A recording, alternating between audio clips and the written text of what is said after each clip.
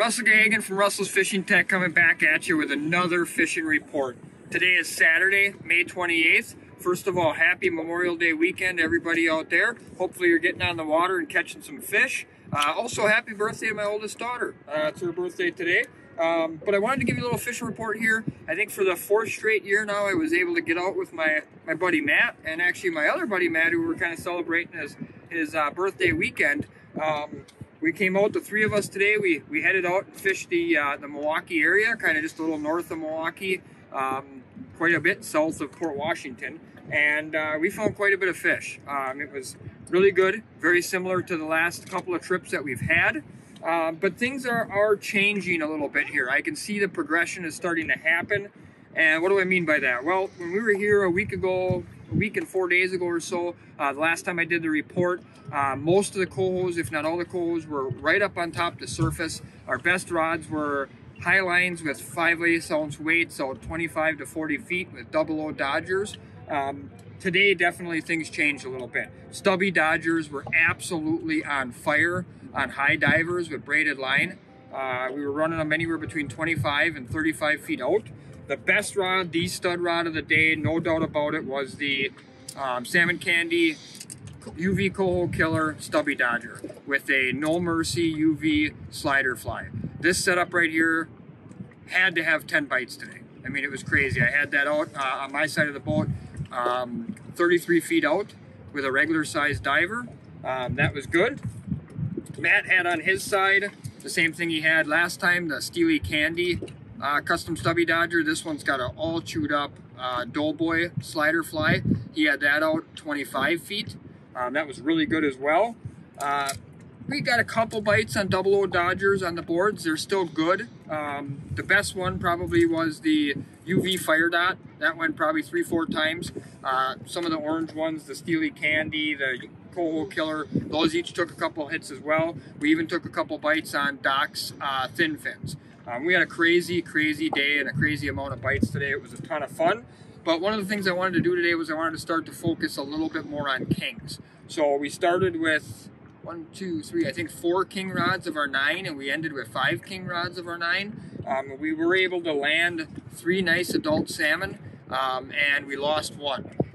But I'm really getting excited because I think like I said, things are progressing. We're getting right to that edge right now where fishing's really going to heat up here on the Wisconsin shoreline. I mean, it's been fantastic all spring for cohos, but I think it's really going to heat up with some king action coming in. We've got 2 days of really big south winds coming now on Sunday and Monday and Memorial Day weekend.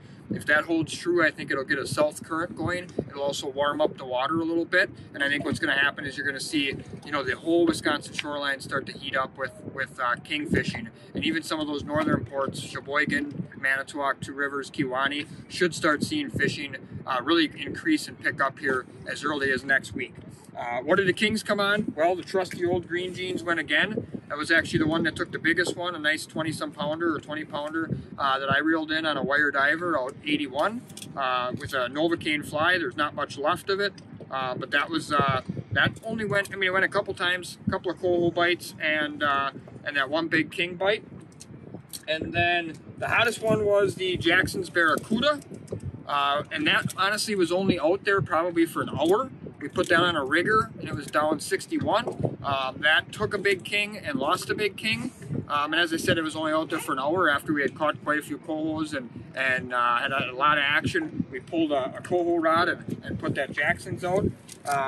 We took a nice king, adult king on a chrome stud UV. One of our other buddies, Nate Cook and Kevin Tank, were here as well today fishing, and they got a nice limit this morning. Caught a couple kings, and chrome stud was good for them on the kings, so we put one on a wire diver, and that took one. The other thing I started to see was that the cohos are starting to move down in the column a little bit. We fished 2 200 weighted steels today, so down in that 40 down range. We fished one with a Mountain Dew stud, and that was on fire. It was mostly cohos. We did catch, I think, a lake trout on it. It has a Mercy UV fly. Also is a great king bait. I mean, it could have went at any time for a king, just didn't this morning.